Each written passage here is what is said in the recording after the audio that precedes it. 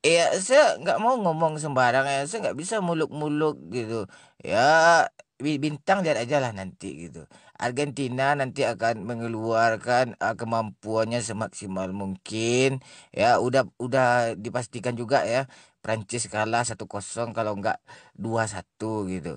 Saya nanti juga akan mencetak gol. Permainan saya nanti luar biasa itu gitu. Kan dari bilang gitu. Kacung yang bersinar di awal itu kayak Ronaldo. Kalau bintang bersinarnya di akhir, lihat aja nanti. Argentina nggak lolos, banyak yang senang kan. Messi apa kabar? Ya pensiun lah Messi.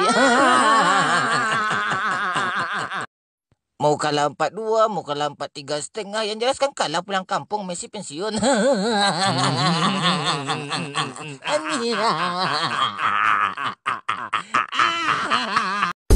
Argentina kalah, bro.